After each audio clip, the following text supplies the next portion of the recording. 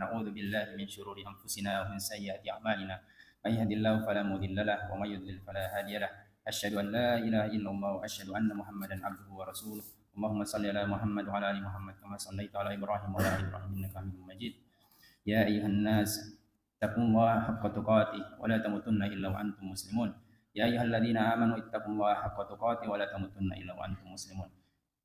Jemaah Jumat yang rahmati Allah, puji syukur kita panjatkan kehadirat Allah Subhanahu wa taala yang masih memberikan kita nikmat iman, nikmat Islam, nikmat kesempatan untuk kemudian berkumpul menjalankan salah satu syariatnya di rumah Allah. Tidak lupa salawat dan salam kita sampaikan kepada Nabi kita Nabi Muhammad sallallahu alaihi wasallam. Jemaah yang rahmati Allah, pada kesempatan kali ini izinkan kami mencoba mentadabburi salah satu pesan di dalam Al-Quran dalam surat Fatir ayat 1 sampai 8, khususnya terkait dengan kondisi kekinian yang ada saat ini. Allah Subhanahu wa taala berfirman, Alhamdulillahi fatiris auzubillahi minasyaitonir rajim bismillahirrahmanirrahim. Alhamdulillahi fatiris samawati wal ardi ja'ilil malaikati rusulan uli ajnihatin matsna wa thulatha wa ruba' yazidu fil khalqi ma yasha innallaha ala kulli syai'in qadir. Di ayat yang pertama Allah Subhanahu wa taala mengingatkan kita, alhamdulillah, segala puji bagi Allah. Fatir bermakna khaliq. Ya, fatir ini artinya pencipta. Fatiris samawati wal ard, yang menciptakan langit dan bumi.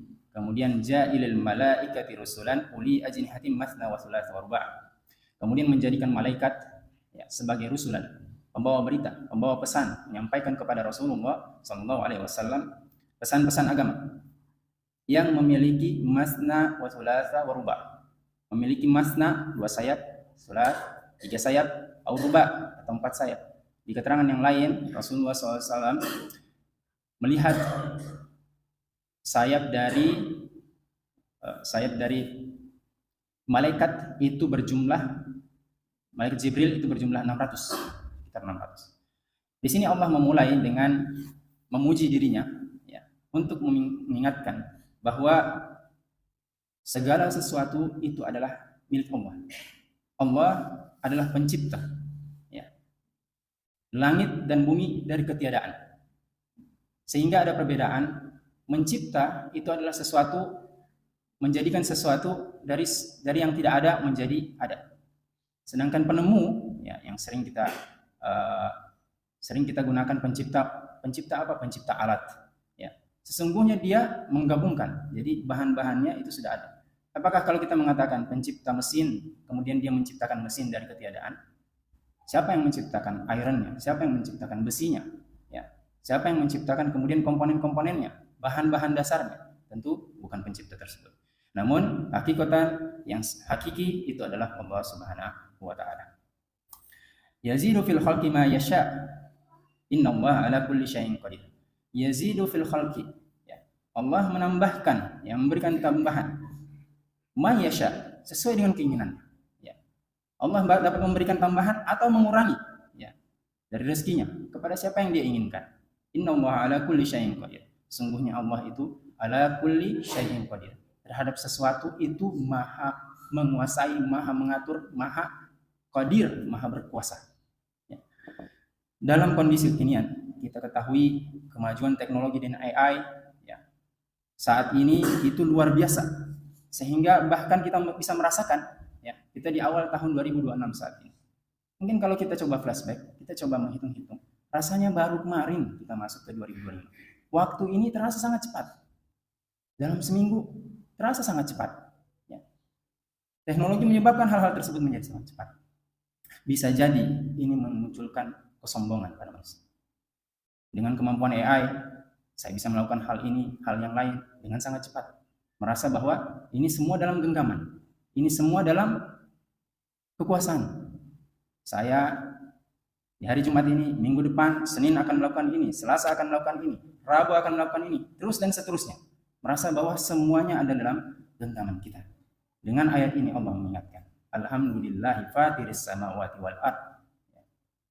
Ingatlah bahwa pencipta, penguasa langit dan bumi itu tetaplah Allah. Apapun yang terjadi, maka tetaplah Allah. Tauhid ini mengajarkan bagian dari Islam, yaitu ketauhidan.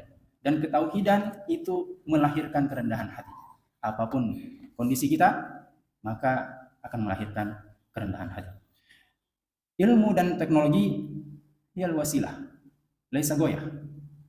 Ilmu, teknologi, segala sesuatu di kehidupan kita harus menjadi wasilah, menjadi sarana, bukan sebagai goyah, bukan sebagai tujuan.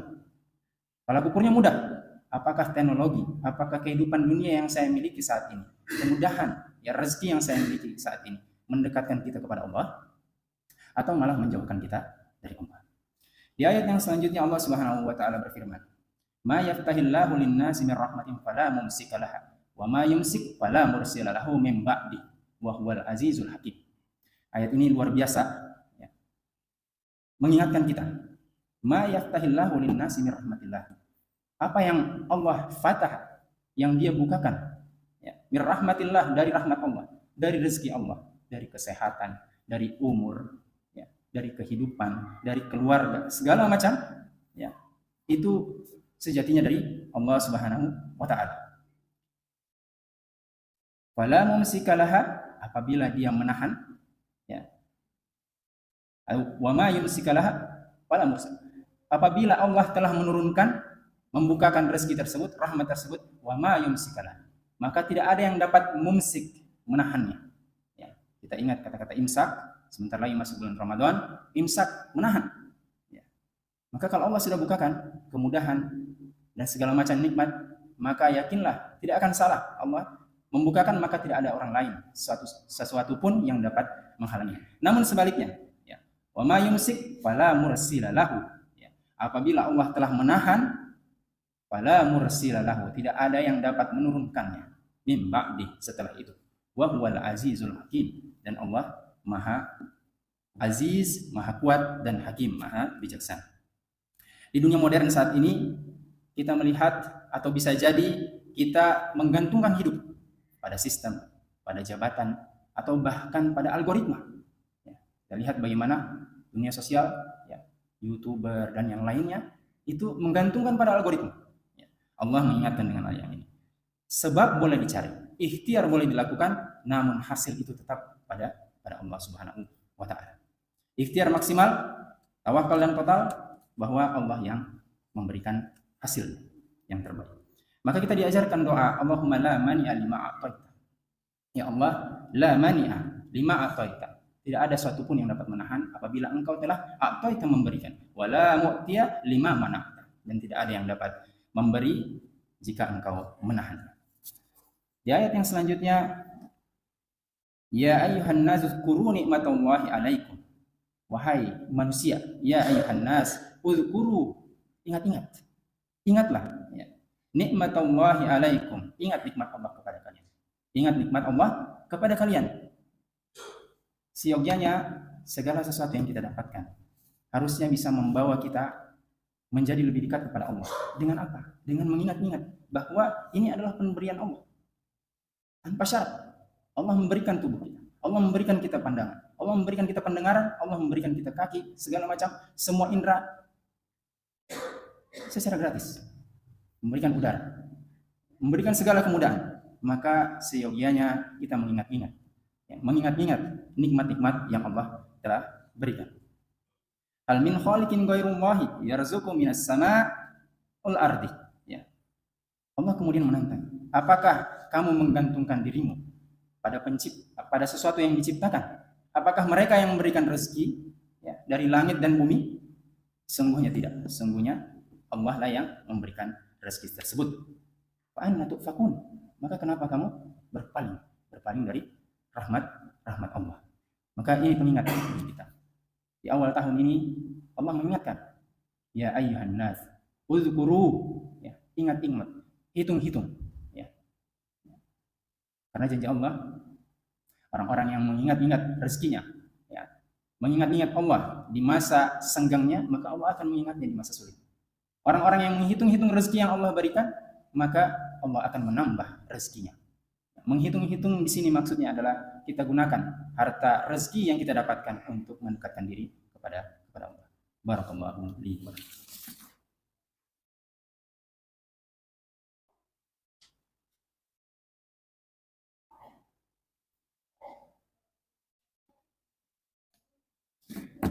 Alhamdulillahilladzi anzala as-sakinata fi qulubil mu'minina liyazdadu imanan ma'a imanihim.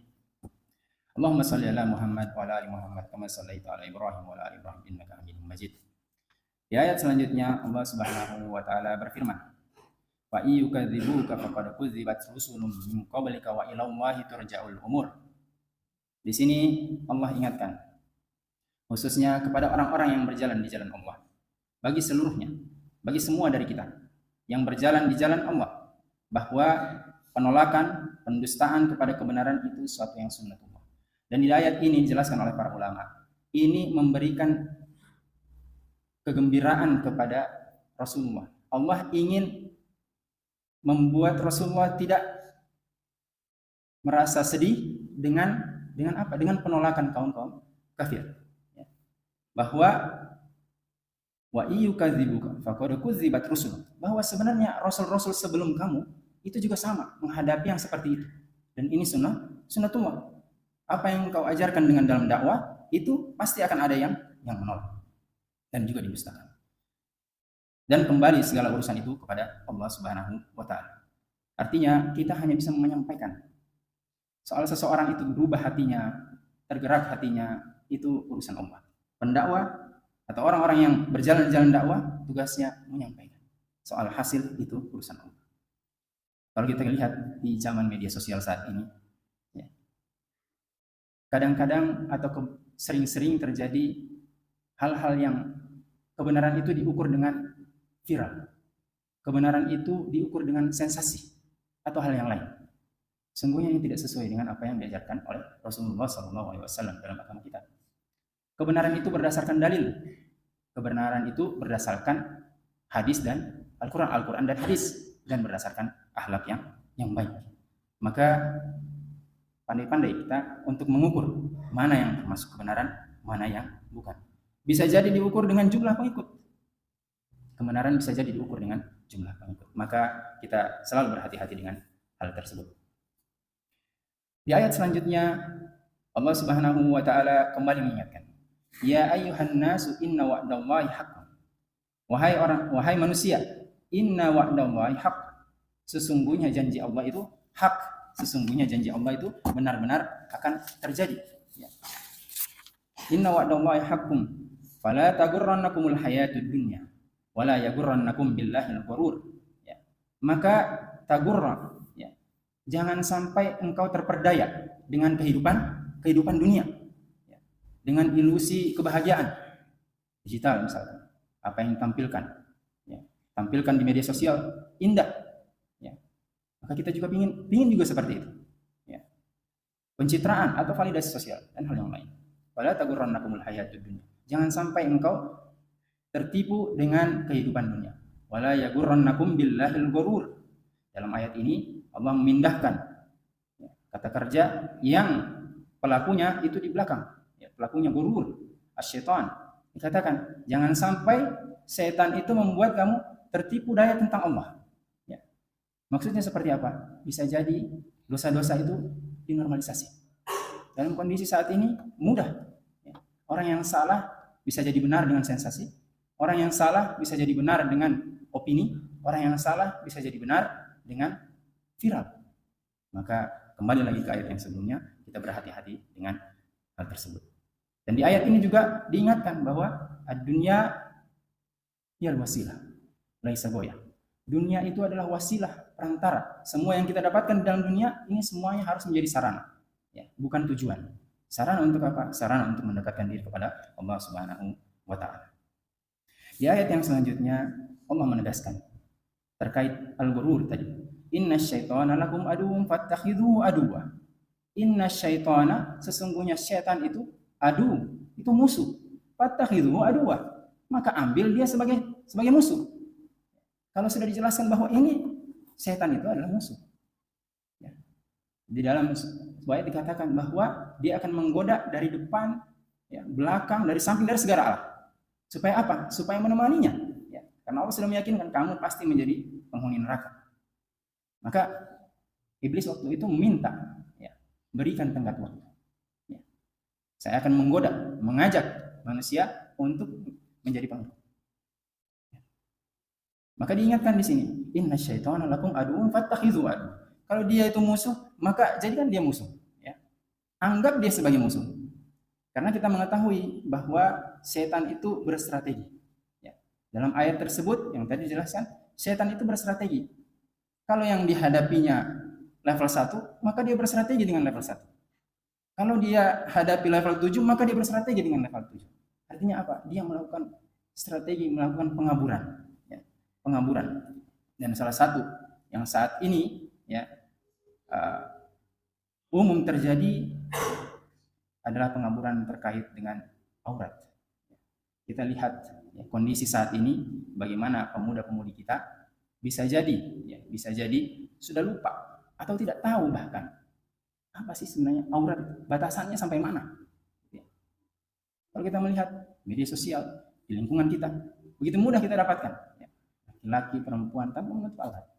Ya. Maka ini penting untuk kemudian para ulama wajib untuk mengingatkan kembali ya. Aurat laki-laki pusar dan lutut, pusar sampai lutut. Ada perbedaan pendapat, pusarnya di bawah pusar atau di atas pusar, lututnya di bawah lutut atau di atas lutut.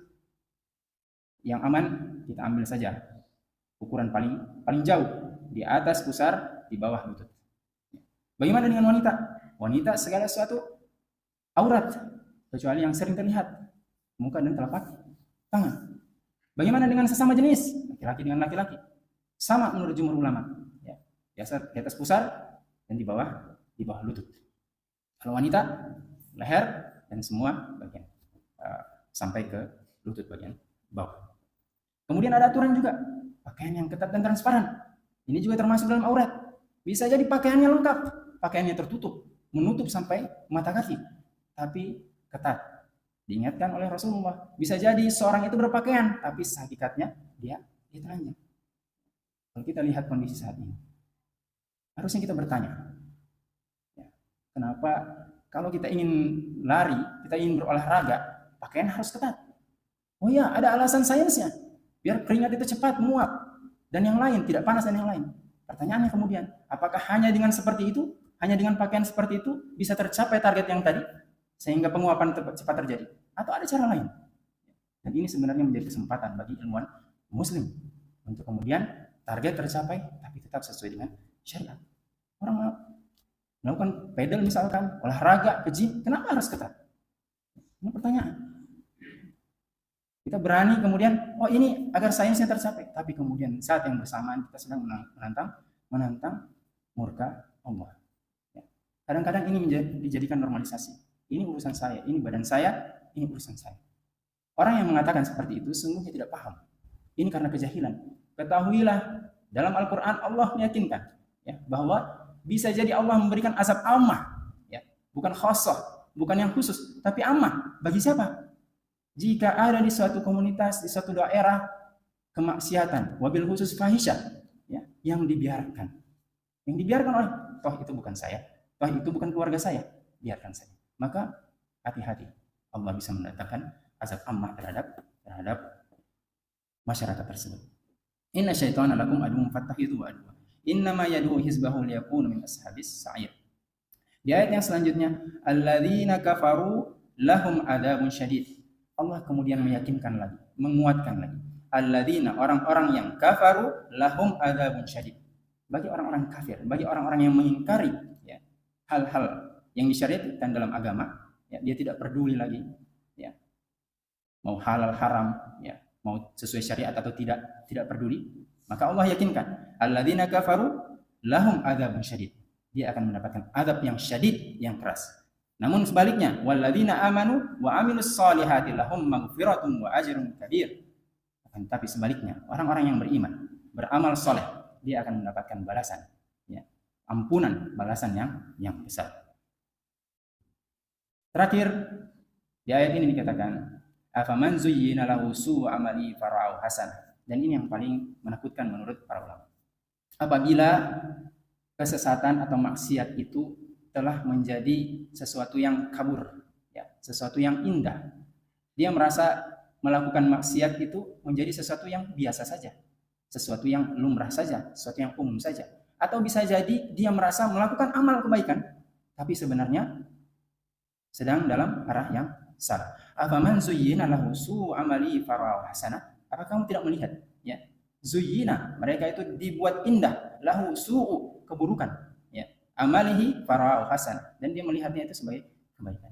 Fa innallaha yudillu may yasha wa yahdi may yasha. Sungguhnya Allah yang menentukan. Namun kata para ulama, ini sesuai dengan kecenderungan. Di ayat ini dikatakan Allah bisa menyesatkan orang yang diinginkan, ya, atau yahdi mayasya, atau memberikan hidayah kepada siapa yang dia inginkan. Namun ada penjelasan di balik hal tersebut. Karena kalau kita letterlock saja melihat ayat tersebut, kita akan mengatakan ini jabariyah, maka semua orang dikontrol. Saya baik karena Allah inginkan saya baik, saya buruk karena Allah inginkan saya baik. Laisa kadzalik. Tidak seperti itu.